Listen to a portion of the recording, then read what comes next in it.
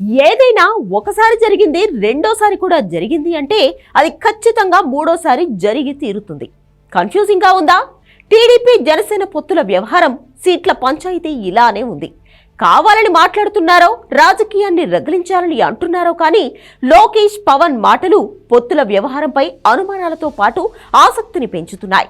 TDP పొత్తు ధర్మం పాటించలేదంటూ 2 స్థానాలకు పవన్ అభ్యర్థులను ప్రకటించడంతో ఈ వ్యవహారం మరింత రసవత్తరంగా మారింది. ఇక టీడీపీ జనసేన మధ్య సీట్ల పంచాయతీ ఎప్పుడు తేలుతుందనే చర్చ ఇది కథ కాదు అనే రేంజ్ లో సీరియల్ గా సాగుతూనే ఉంది.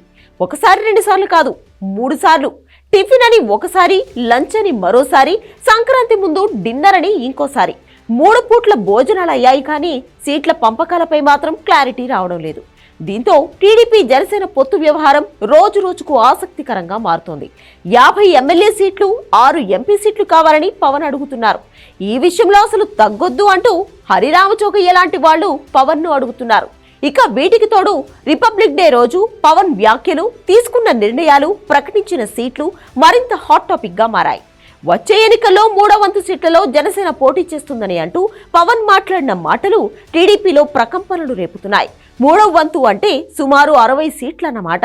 ఇది జరుగుతుందా అంటే అంత సీన్ లేదు అనే చర్చ జరుగుతోంది. ఇదంతా ఎలా ఉన్నా 60 సీట్లు కాకపోయినా కనీసం 45 సీట్లైనా న్యాయంగా కేటాయిస్తే బెటర్ అని జనసేన వర్గాలతో పాటు పవన్ డిసైడ్ అయినట్లు తెలుస్తోంది. అయితే దీనికి చంద్రబాబు అంగీకరించడం లేదు.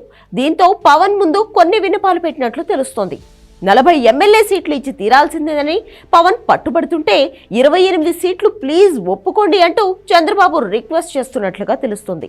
28 సీట్లకు మించి జనసేనకు పోటీ చేసే అవకాశం కల్పించడం అంటే ప్రస్తుత రాజకీయ పరిణామాల మధ్య వైసీపీకి ఛాన్స్ ఇచ్చినట్లే అవుతుందని చంద్రబాబు వివరించే ప్రయత్నం చేస్తున్నారట. అయితే పవన్ మాత్రం పట్టిన పట్టు వేయడం లేదు. దీంతో సీట్ల పంచాయతీ తేలేది ఎప్పుడో అనే చర్చ జరుగుతోంది. నిజానికి అటు కాపు సామాజిక వర్గంతో పాటు పార్టీ నేతల నుంచి జనసేనాని మీద భారీగా ఒత్తిడి కనిపిస్తోంది.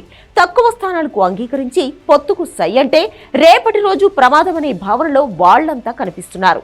దీంతో సీట్ల విషయంలో పవన్ తగ్గేదేలే అంటుంటే చంద్రబాబు మాత్రం విన్నపాలు వినవలే అన్నట్లుగా సేనాన్ని కూల్ చేసే ప్రయత్నం చేస్తున్నారనే టాక్ వినిపిస్తోంది.